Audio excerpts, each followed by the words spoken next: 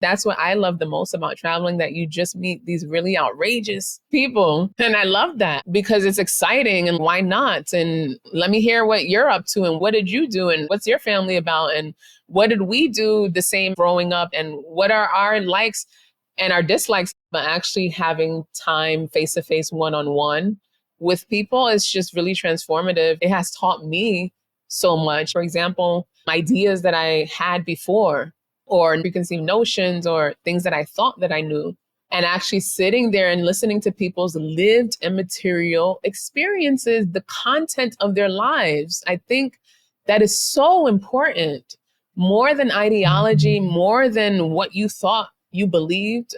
That is not more important than people's lived lives. And so I think a big part of my knowledge base was just being there, witnessing, listening to people's testimonials and seeing with my own eyes, bearing witness to what happens, whether it's historical moments, whether it's just day to day, and actually to speak from experience, not just opinion.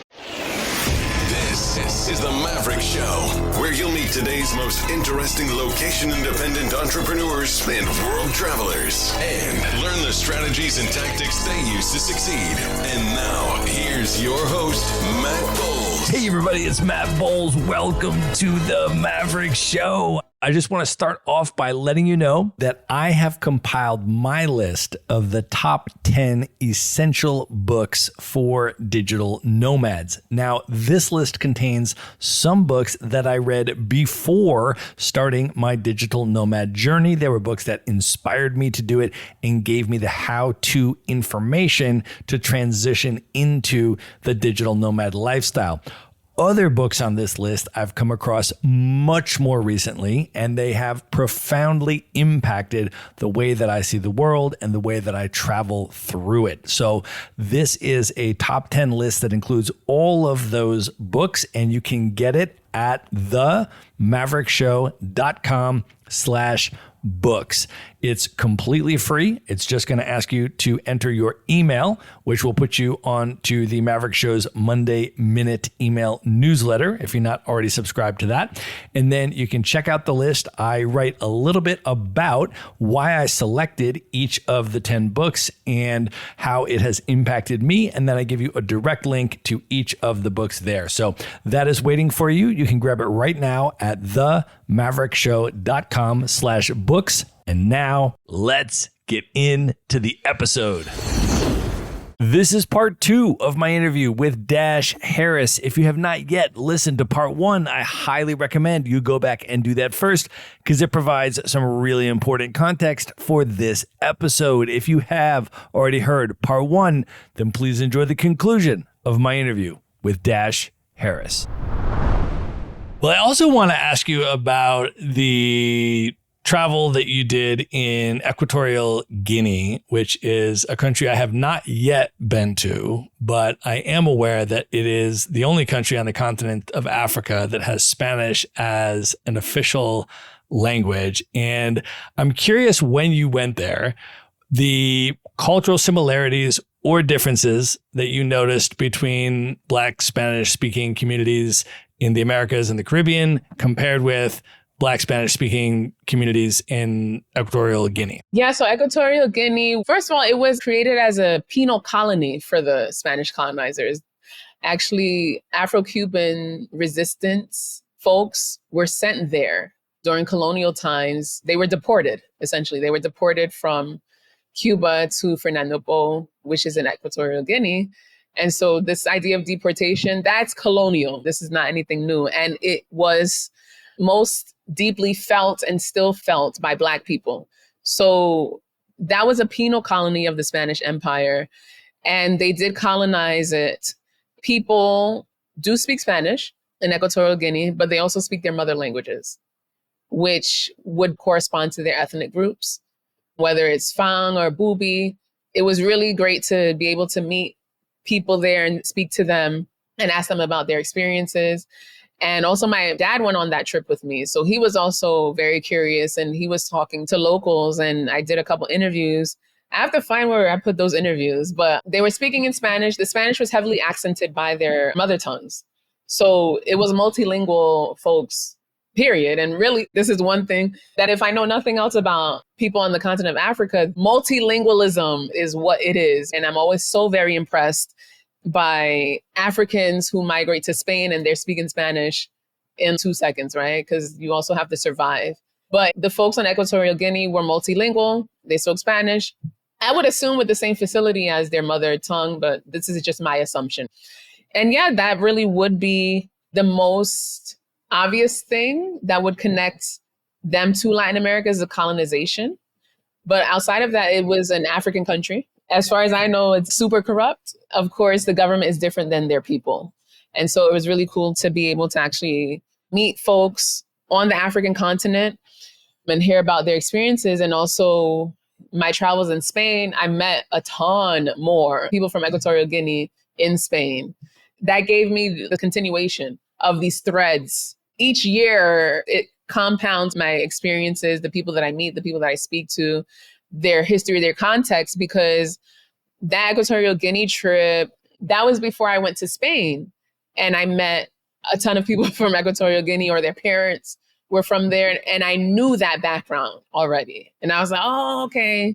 So this is another chapter. This is another layer. This is another nuance. This is another story. Well, I know you also teach and facilitate workshops on anti-Blackness in Latinx communities. Can you talk about those workshops, how you approach them with participants, and what progress you've seen? So we did trainings, whether it was professional development, whether it was public workshops around dismantling anti-Blackness in the Latinx community. Javier and I also did these virtual Black Latin American history and contemporary topics courses as well.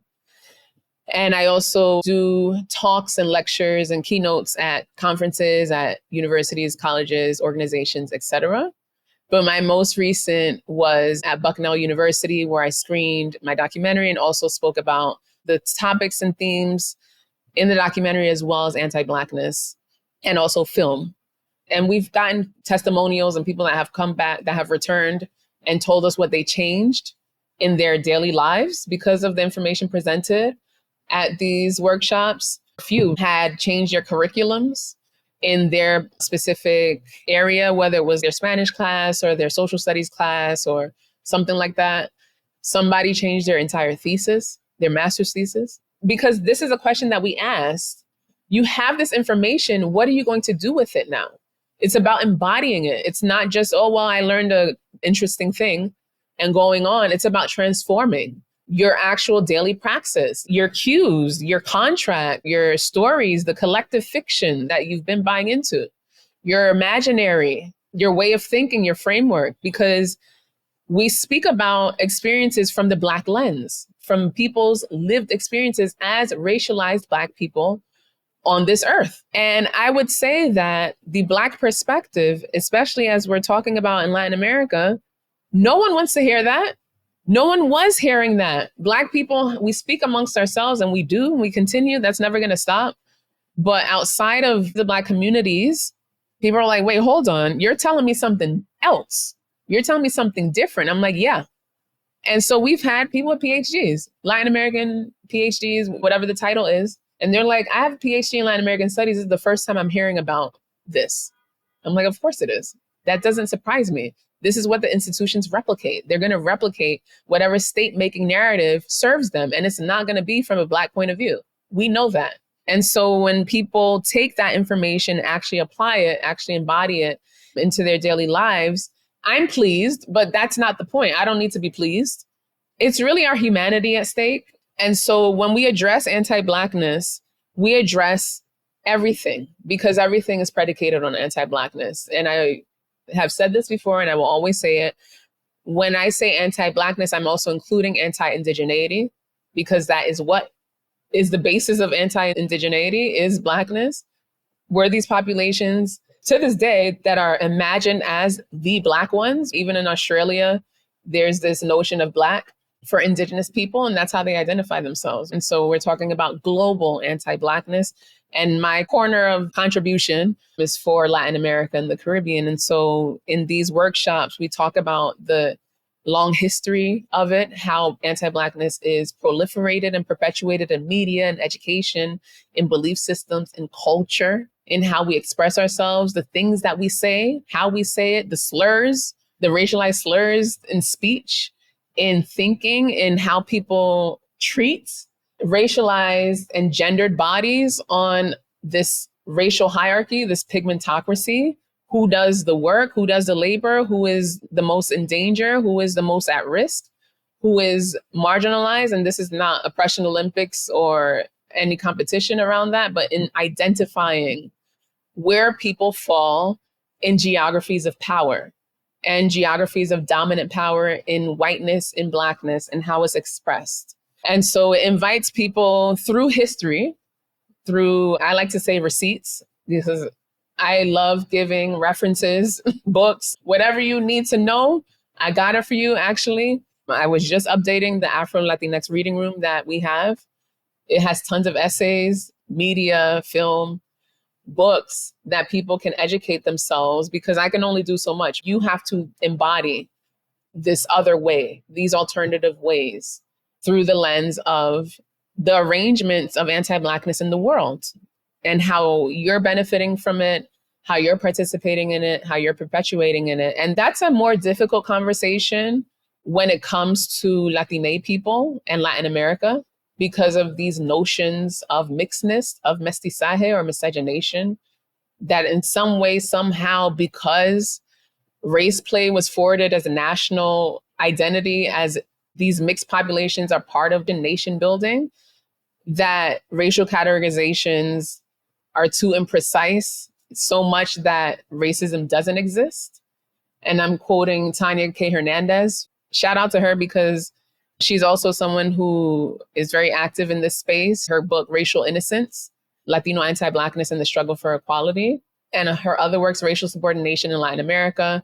Racial Subordination in Latin America informed a lot of my documentary work, and I actually interviewed her for my documentary. We've worked together in the Afro-Latino Forum for many years. She's a law professor. She's just another amazing, brilliant mind in this collective work. I continuously say collective work because I'm looking at my scarf behind me, and it's Lelia Gonzalez, Afro-Brazilian feminist. And I was just talking about her today, as well as Sueli Carneiro, another Black feminist from Brazil. We were just in Brazil. And I was in heaven, because these are Black feminists that were fundamental in my thought formation, in my language, in naming things. We're talking about Black women who were talking about this before I was born.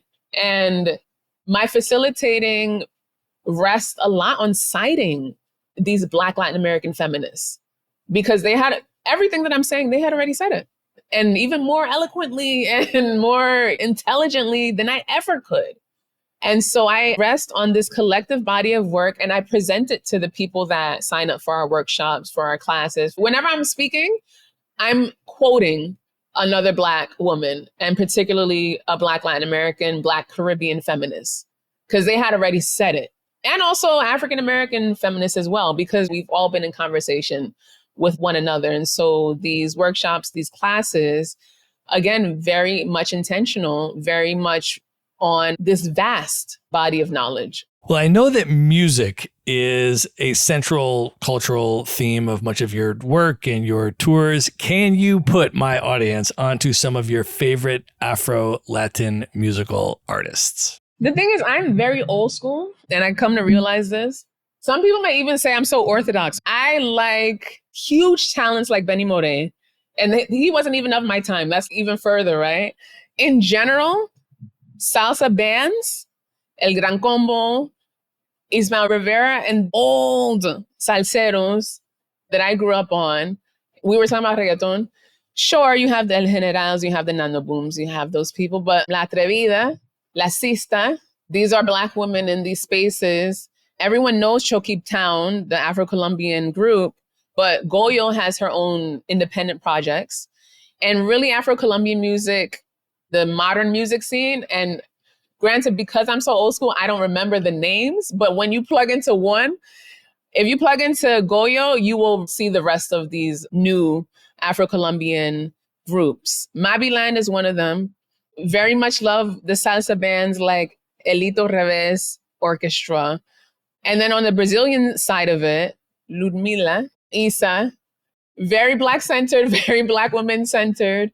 And when you get one, you get others as well. So also really love Afro-Colombian Pacific music.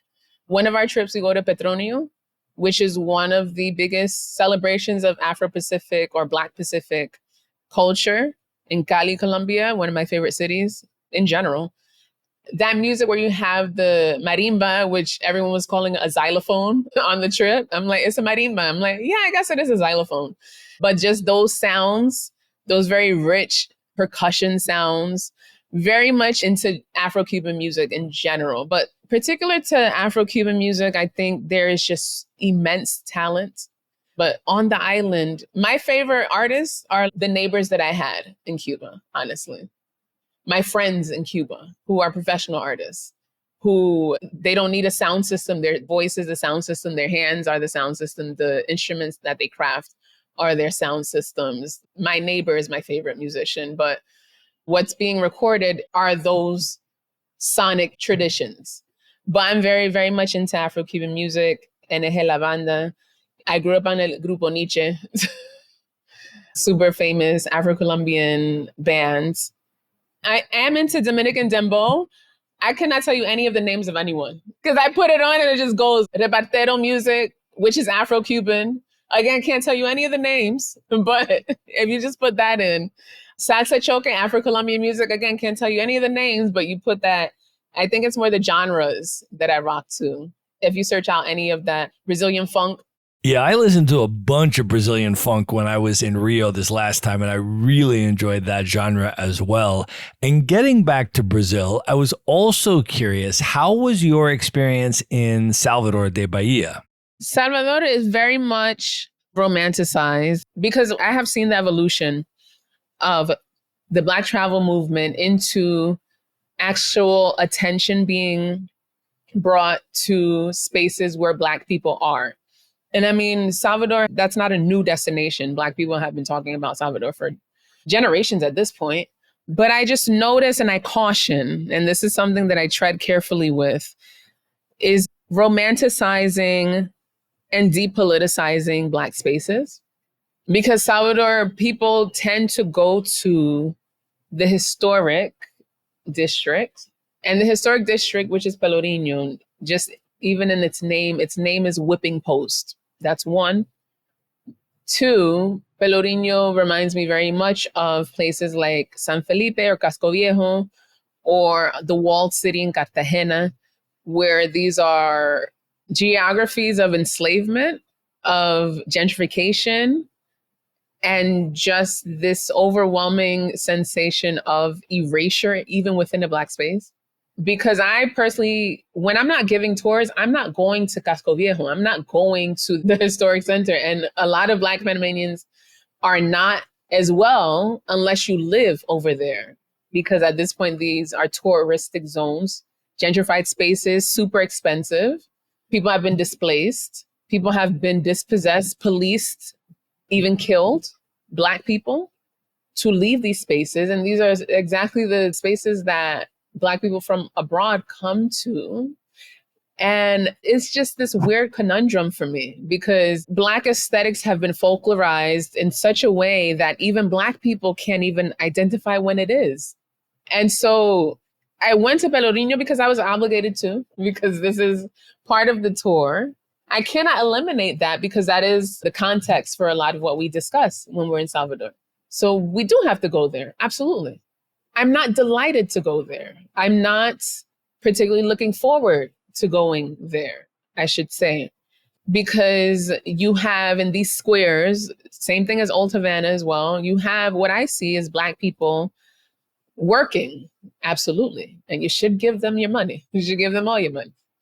There are Black people working, there's Black history, but it's just this suspended Blackness. At the same time, hypervisibility, but the blood that actually built that, those stories aren't considered. And I don't think that's fair. And so Salvador is not Pelourinho. That's part of the history, part of the processes. Absolutely. And then you go into the neighborhoods where people live. I'm not seeing a lot of that kind of tension being held because by and large, those historical centers where it's full of Black history, local Black people are being spatially policed as well. So they're not even, in many ways, not even allowed freedom in those places of Blackness. So it's just this weird thing that I have. But this is just how I'm responding to how my body feels. Because I first have that embodied response and I have to listen to that. I'm curious how other people on the group trip processed some of those dynamics. And I'm also curious when you have folks that are actually from the continent, like Nigerian folks, coming on these trips to places where there is so much West African cultural influence, how they experience and process some of these dynamics. And Central African, Congo, the various ethnicities, as they say, Bantu, African peoples. But that's the thing, that question about connecting your experience to the local experience, I think that's what makes an experience and makes these trips. It's not particularly that you have to go to Pelourinho. You can go to Federação or any of those Black neighborhoods around because that's where Black people are and they're living. And so we do go to these neighborhoods. And when people look around, they're like, oh, okay, this person looks like my cousin. This person is doing what my mom does. This person is doing what I do. We've had Nigerians on our Afro-Cuba tour, and Afro-Cubans are delighted to meet people from the continent and people who are from the space where their religion and spirituality comes from. They're very clear on that lineage and that continuity. And it's also funny because the Yoruba Nigerians, and also Igbo, because there are elements of Igbo in Afro-Cuban isms. But the Afro-Cubans are very delighted to meet the Nigerians. The Nigerians are very delighted to hear Yoruba. And they have told me that it's a Yoruba that's an old Yoruba that the Cubans are speaking. That it's like Old English, if you want to compare it. And they're like, oh, we don't really say it like that anymore, but I understand what they're saying. Even this cultural memory stuck in time, this archive, this preservation that we are still embodying today, I think that's transcendental. I think that's metaphysical. I think you have to feel it to describe it, to know it. You can't really explain it. It's to be felt. And to be felt in community. So it's always great to see different communities, especially African folks, see what's going on, see the evolution in other spaces, especially the Caribbean and Latin America at large. Dash, you wrote an article in 2020 titled, "No, I'm Not a Proud Latina."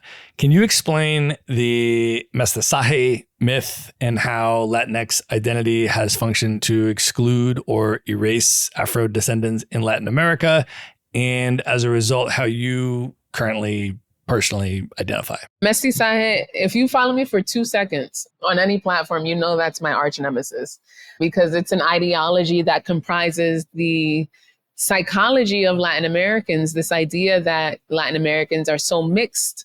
They are too mixed to be racist because there was a mixing of races, which much of it was pushed by the state to whiten the population. It's a whitening ideology, because the mix is always forwarding to whiteness. In that regard, that we are so mixed that racism isn't a problem. And racism is a US problem that doesn't apply here. Tanya K. Hernandez calls it racial innocence or a racial innocence cloak. I always giggle at that.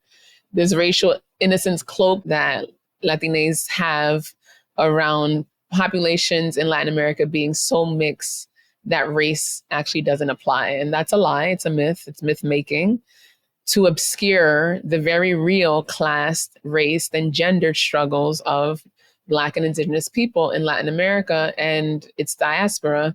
Mestizaje robs us of our racialized experiences because there's no way you're experiencing racism because we're all mixed. As if sleeping with another person of another race makes you have a racial consciousness. That was something that happened during slavery, still does, but racial terror was part of colonization, and racial sexuation and sexual terror were part of colonization. And so having sexual relations with someone of a different race says nothing beyond you had sexual relations with someone of a different race. And whatever other sociocultural baggage that comes around that, which would be fetishism and things like that. But this idea that being of mixed race exempts Latin Americans from being racist, which in essence, it really just makes more multicultural racist. Can you share anything about your upcoming book, what the book is going to focus on, as well as any other upcoming work and projects that you're involved with? Well, you mentioned Not a Proud Latina. I really put my foot in that one because it expressed some of my long-held feelings around Latinidad, this idea of Latinas. And I come from a different angle. I'm not a proud Latina. What is that? That's not a thing that I have ever accepted as what comprises me. And so I'm like, yeah, I'm good. Because so much of the rhetoric has been, and not all, of course, but a lot of the rhetoric in the US around Afro-Latinos, Afro-Latinas is, why don't you include us? I don't care about that. Actually, I don't care about being included. You come from me, I don't come from you. The things that people know about Latinidad, by and large, was created by Black people. Why would I care if anyone considers me Latina? And so I had to voice that because I know there are other people that are feeling the same way. And so why not? The book will talk about, and I've already built up a body of work online on social media around Mestizaje myths, or the myths of Mestizaje, things that we have been taught, have been told to repeat, have been obligated to buy into. And I just don't buy into this idea of even a Latina community in the US. There is no Latina community. There are people from different countries in Latin America, different regions in Latin America, but even in one Latin American country, you have so much regionalism.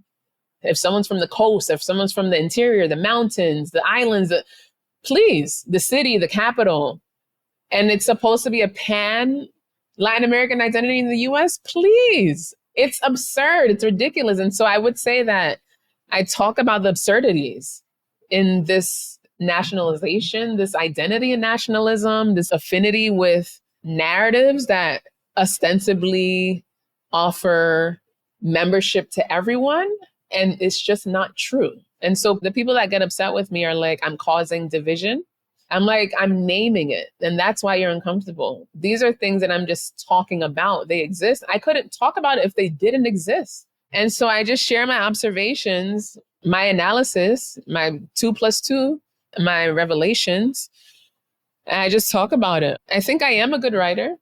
So I articulate it well. It takes me a while though, because I'm always thinking and drawing connections because there's so many. But hopefully that'll come to fruition, looking for an agent and a publisher.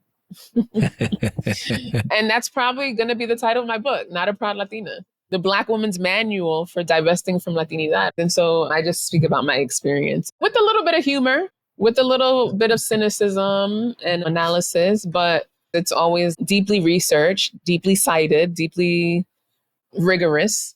And so, yeah, hopefully people can plug in to understand the disaggregated racialized experiences of Latinx, not only in the US, but globally.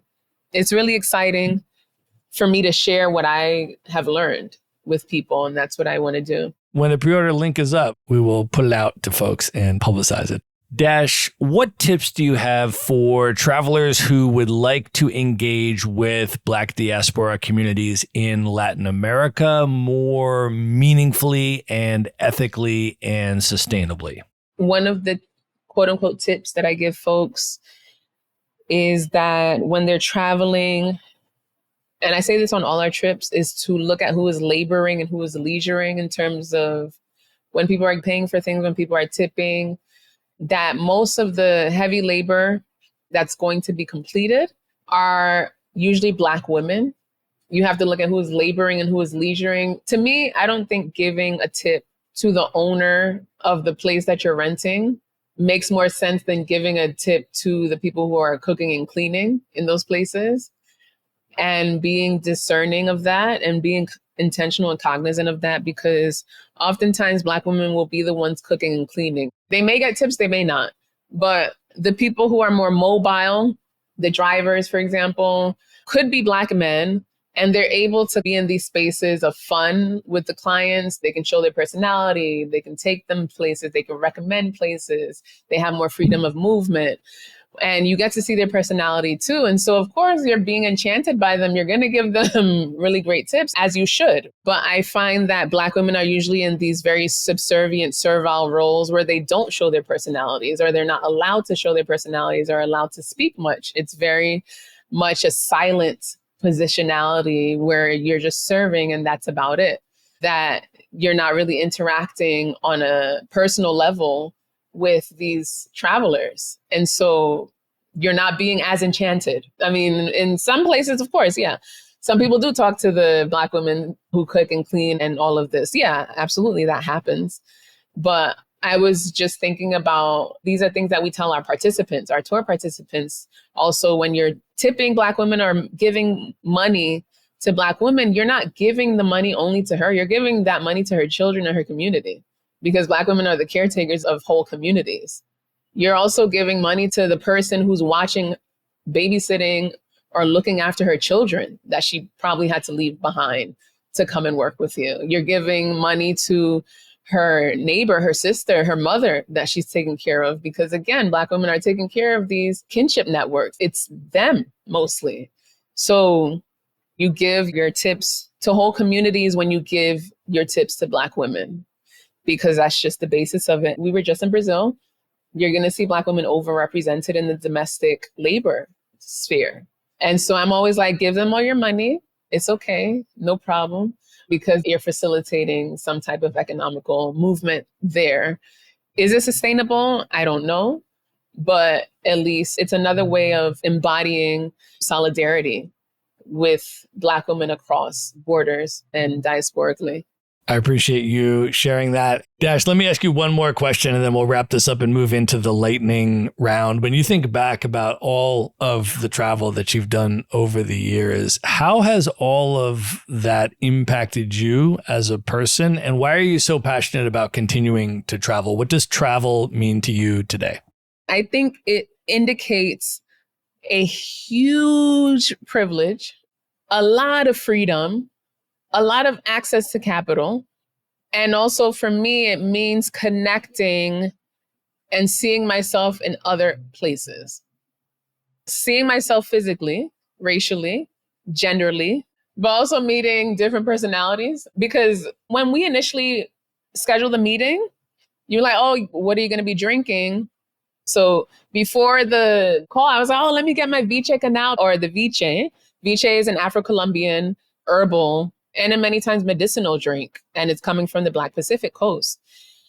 And so I met this wonderful, and I would say she's one of my good friends at this point. Lisette is the founder of Vice Canal, which is this ancestral drink from her community. Her father produced Vice for many years, and she has been able to actually make a brand from his efforts. And I met her in Colombia through a friend of a friend. And we just clicked. I love her. She loves me. Actually, I have to schedule a call with her because I haven't spoken to her in a while. And we just met on my travels. And again, alignment. She's in this particular space of ancestral wisdom and knowledge and the proliferation of that, the sharing of that. She collaborated with us on an Afro-Colombia trip. And so it was me just traveling, not having a particular itinerary. And I meet these very interesting people. And I love that. I love having a global community, and other people have pointed this out. They're like, you have a friend in every country. I'm like, I think I do.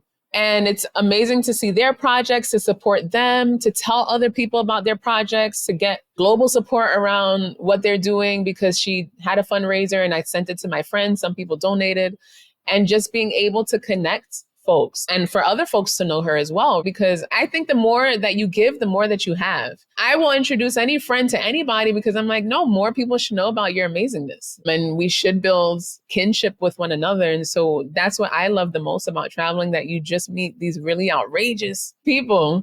Because there's a TikTok trend now about when an outrageous woman is in a space and the person is just laughing really loudly. And I'm like, oh, I guess I'm an outrageous woman then. I identified with that so much.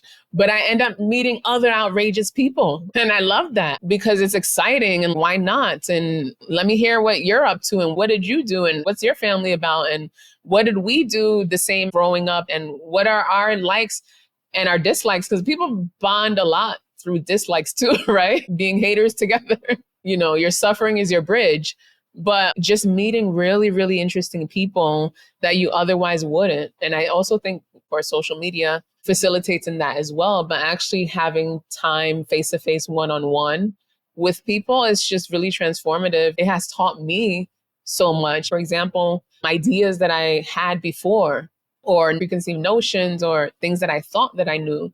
And actually sitting there and listening to people's lived and material experiences, the content of their lives. I think that is so important, more than ideology, more than what you thought you believed.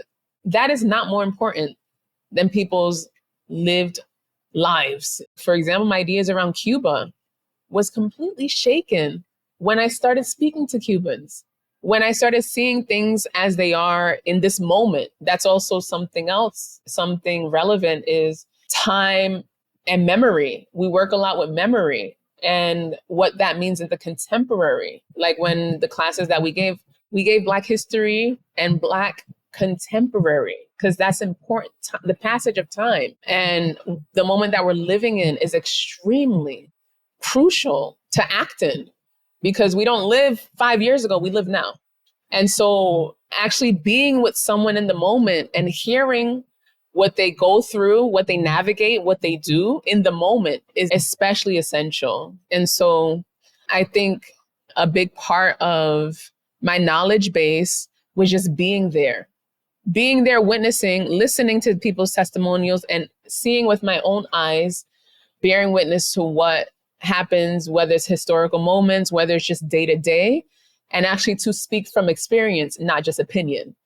Those are two different things, two very different things.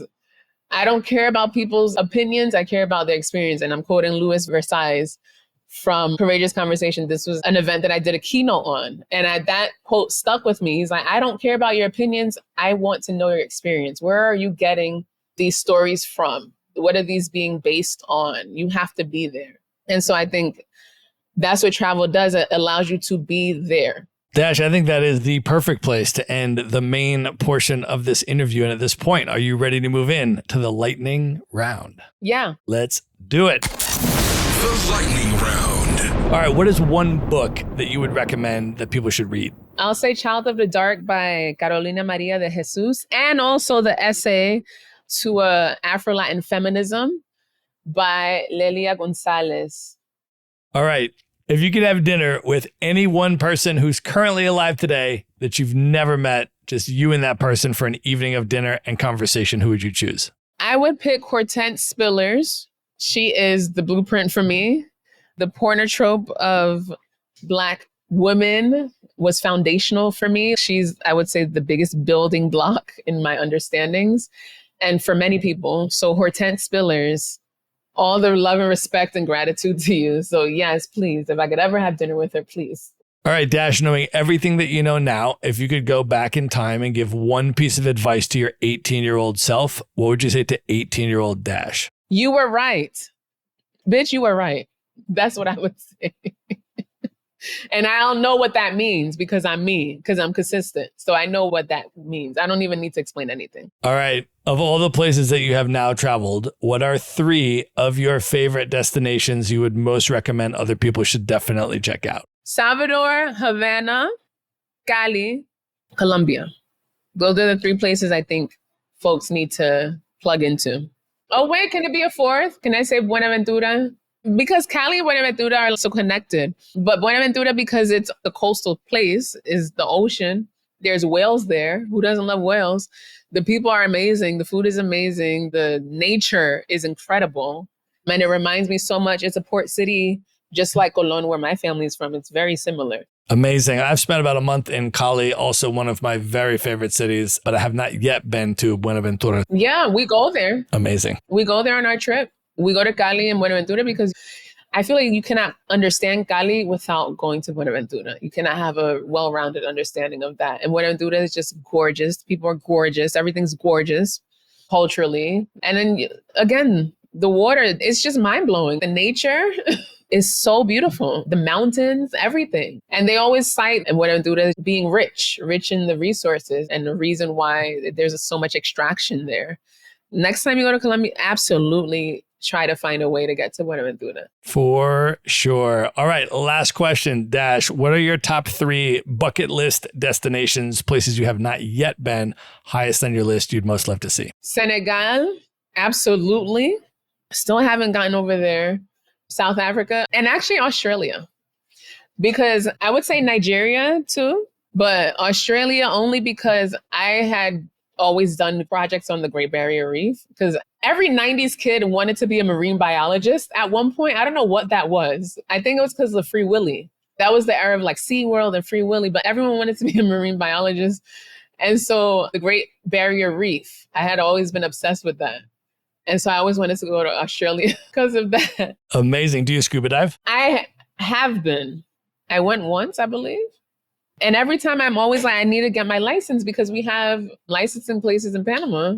I just haven't done it. I would love to, actually. Well, I love those picks. I have not been to the Great Barrier Reef, but I have been to all of those other places. I've spent about 3 months in Dakar in Senegal, one of my very favorite cities. Spent about a month in Lagos in Nigeria, and I've spent probably at least 6 months in South Africa by now. So when you're ready to plan those trips, Dash, feel free to hit me up. All right, Dash, at this point, I want you to let folks know how they can find you, follow you on social media, learn more about your upcoming trips. How do you want people to come into your world? You can go to dashharris.com. That's my personal website.